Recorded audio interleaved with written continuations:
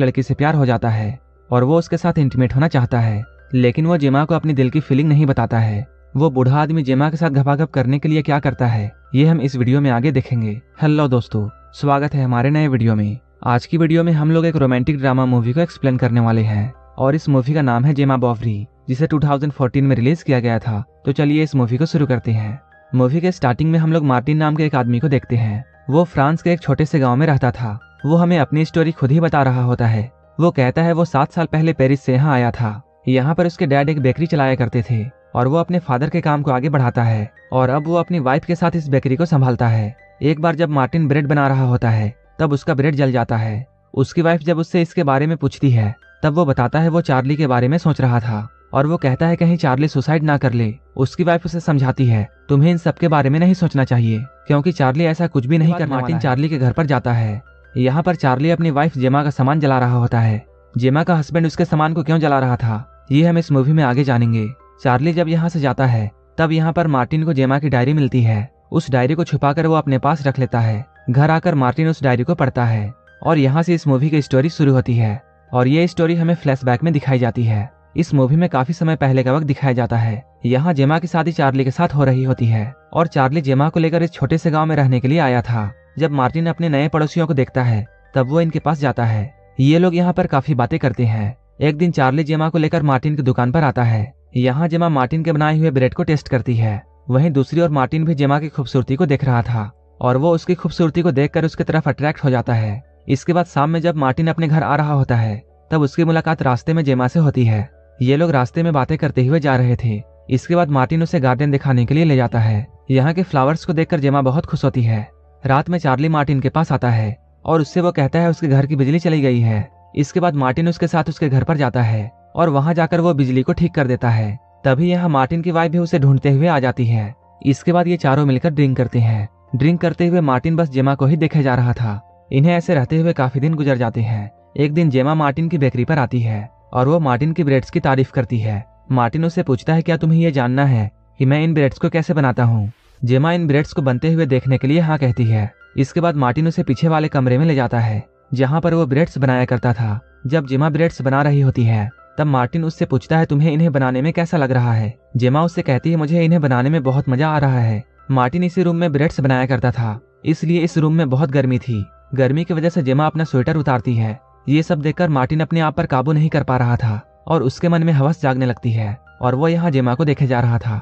Martin अपने दुकान के बाद अपना ज्यादा वक्त अपने फैमिली को देता है। जब एक बार वो अपनी बेकरी जा रहा होता है तब उसे रास्ते में जेमा मिलती है। मार्टिन उससे पूछता है तुम इतने दिनों से ब्रेड खरीदने क्यों नहीं आ रही हो। जेमा उसे बताती है कि वो डाइटिंग पर है, इसलिए उसने कुछ दिनों से ब्रेड खाना बंद कर दिया है। इसके बाद वो उसे गुड बाय कहती है और यहाँ से जाने लगती है, लेकिन तभी उसके पीठ पर एक कीड़ा काट लेता है जिससे जेमा को बहुत दर्द होता है और वो चिल्लाकर मार्टिन को अपने पास बुलाती है और उसकी हेल्प करने के लिए बोलती है।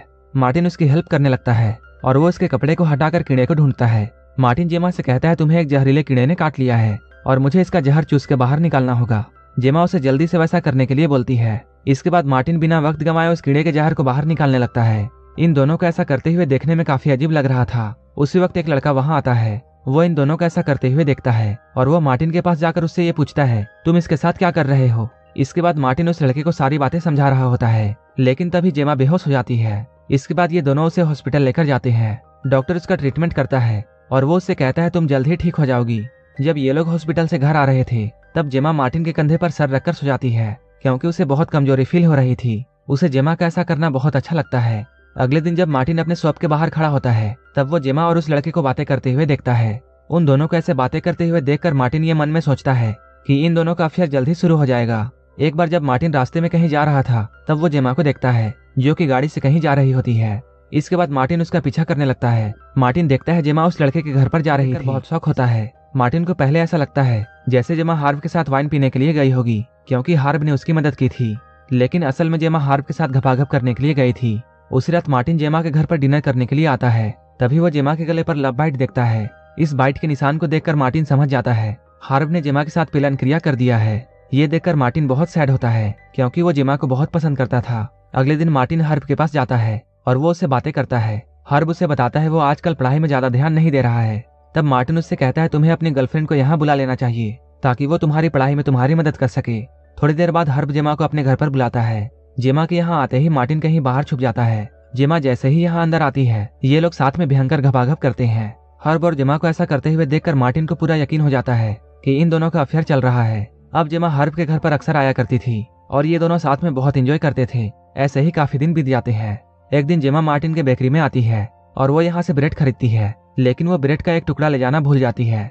इसके बाद मार्टिन उस ब्रेड को देने के लिए उसके घर जाता है, लेकिन जैसे ही वो घर के पास पहुंचता है, उसे कुछ आवाजें सुनाई देती है। उन आवाजों को सुनकर वो वहीं पर छुप जाता है। जब वो खिड़की से अंदर देखता है, तब वो पाता है हर्ब और जेमा घपाघप कर रहे थे। ये दोनों एक दूसरे के काफी करीब थे और जेमा हर्ब को आई लव यू बोलती है, जिसे सुनकर मार्टिन को बहुत गुस्सा आता है।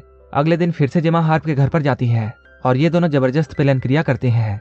ये लोग घपाघप करते हुए इतने खो जाते हैं कि इन लोगों से हर्ब के मॉम की एक कीमती मूर्ति टूट जाती है। ये देखकर जेमा कहती है वो अपने हस्बैंड से कहकर इस मूर्ति को ठीक करवा देगी। जाते हुए जेमा हर्ब को ये बोलती है हम दोनों को यहाँ से भागकर लंदन चले जाना चाहिए। इसके बाद हम लोग देखते हैं जेमा को एक लेटर मिलता है। उस लेटर को पढ़ने के बाद जेमा हर्ब से मिलने के लिए उसके घर पर जाने लगती है। इधर हर्ब की मॉम जब अपने घर पर आती है, तब उन्हें उनकी कीमती मूर्ति नहीं मिलती है। हर्ब अपनी मॉम को बोलता है उस मूर्ति में स्क्रैच आ गई थी, इसलिए उसने उस मूर्ति को पास के एक आदमी को ठीक करने के लिए दिया है।